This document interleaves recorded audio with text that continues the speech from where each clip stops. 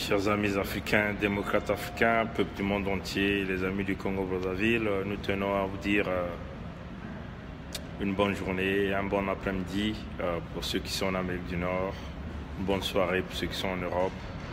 Et nous sommes bien le 26 janvier 2018 et nous sommes ici à Toronto au Canada. Bon, pendant le week-end, rapidement pour des informations, pendant le week-end, nous allons décrypter sur le contenu du discours du président Trump à Davos et plus précisément la signification de ce discours pour nous, Africains, pour les pays d'Afrique. Qu'est-ce que ça signifie ce discours du point de vue économique? Éventuellement, l'avenir des reptiliens des présidents poubelles d'Afrique. Bon, ça c'était sur le décryptage que nous ferons le week-end. Et bon, vous comprenez que les informations que nous vous donnions, que nous ne sommes pas là pour blaguer, nous vous donnons des informations qui sont claires, qui sont justes, selon nos sources d'informations, selon tous ceux qui travaillent avec nous sur les accords de Sassou et Ntoumi. Bon, vous voyez que les Congolais commencent à se rejoindre au discours que nous avions fait autrefois, que nous avions dit que c'était un piège, un guet-apens quand on tendait à Ntoumi. Si Ntoumi sortait, vous devez désormais appeler Ntoumi un dauphin. Bon, pas mal de gens commencent à comprendre que ce que nous avions dit, c'est la réalité. Et pas mal de gens commencent à écrire des articles là-dessus pour dire que Sassou, Mboulou, Dominique Okemba, Ndengue avaient déjà un plan pour simplement identifier la cachette de Ntoumi et éventuellement aller le détruire. Mais nous l'avions toujours dit, hein, chers amis. On l'a toujours dit, si Ntoumi est très intelligent, qu'il écoute ce que nous lui disons à partir du Canada. Parce que nous avions des vraies sources d'information. Nous avions ce que vous pouvez appeler KGB, FBI, CIA, la DST, tout ce que vous pouvez s'imaginer. On a de véritables sources d'informations et les 100% de nos informations, ceux qui nous rapportent les informations, 100% des informations s'avéraient vraies. Et nous l'avions toujours dit que les accords précipités que Sassou a acceptés, en fait, c'était un guet-apens qu'il tendait à Ntoumi. Et dans le cas où Ntoumi sortait, éventuellement, Ntoumi va être massacré. C'est ça la réalité. Bon, Dieu merci que certains amis de la diaspora ont compris, commencent à publier des articles là-dessus, en profondeur, en expliquant aux Congolais. Mais nous ne pouvons pas vous expliquer en réalité la profondeur de la chose. On vous fait passer juste l'information d'une manière directe. Dieu merci, parce que nous croyons que il y a des sources, hein, des gens qui suivent nos informations, qui arrivent à relayer nos informations auprès de Ntoumi. Donc, encore nous réitérons, tous ceux qui sont sortis, qui sont allés négocier avec Sassou, ne doivent pas savoir où se trouve ce gars-là. Ntoumi doit savoir que ces gens-là ne doivent pas savoir où ils se trouvent. Ntoumi doit savoir qu'il ne peut pas recevoir rien d'eux, même pas un stylo, même pas un bout de papier, même pas un habit, même pas une nourriture. Parce que tout ce qui va vous parvenir sera identifié. La géolocalisation sera là. Et c'est par là qu'on va vous identifier. Sassou prépare, il y a déjà des équipes d'élite qui sont là, hein, juste pour savoir l'identification, savoir où Ntoumi va être. Hein, vous voyez, chers amis. Donc, voilà pourquoi nous le disons tous les jours. Ça ne sert à rien à Ntoumi de laisser la résistance. Il faut continuer la résistance. Parce que ces gens-là sont là derrière vous. Dès qu'ils auront l'opportunité, c'est pour vous massacrer. Éventuellement, Ntoumi est comme une épine, hein, dans la chaussure de tous les dignitaires, entre guillemets, hein, du département du Poul qui se sont accoquinés à Sassou, qui se sont simplement décidés, hein, de massacrer leur peuple, hein, au nom de l'argent. Hein.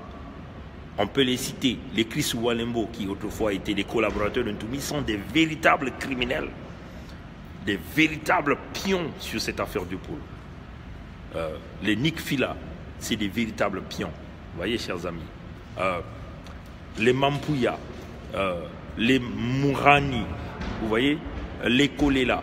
Vous voyez, chers amis. Voilà pourquoi nous disons, Ntoumi est obligé de résister et de continuer la lutte. Aucun train ne doit circuler. Hein, et on va vous le dire, hein, aucun train ne doit circuler. Continuer la lutte, la déstabilisation de ce régime criminel et dictatorial parce que ce n'est pas un régime légal et légitime du Congo-Brazzaville. Trouvons des voies et moyens pour déstabiliser Sassou, pour en finir avec Sassou. Vous voyez, chers amis, il nous faut juste une cartouche de cette dimension pour crucifier ce monsieur. Une cartouche de cette dimension. Pour crucifier ce monsieur, pour en finir avec l'affaire du Congo. Et cette cartouche peut tomber dans la tête de Sassou, peut tomber dans la tête de Claudia, peut tomber dans la tête de Kiki, peut tomber dans la tête de Bouya, peut tomber dans la tête de Ndengue, hein, de Olosongo, voilà, c'est ce criminel de soi-disant du général qui est à Pointe-Noire, vous voyez, de tous ces dignitaires de ce régime qui sont en train de déstabiliser nos peuples et nos populations, qui sont en train de déstabiliser le pays. Nous sommes dans une situation de guerre et nous devons mener un bras fort, un bras dur à tout cela qui massacre les populations. Parce qu'on ne peut pas négocier avec des assassins. Ceux qui sont des... Vous voyez, chers amis, tous les criminels de grande envergure qui existent dans le monde, que ce soit en Occident, finissent par recevoir cette balle-là dans leur tête.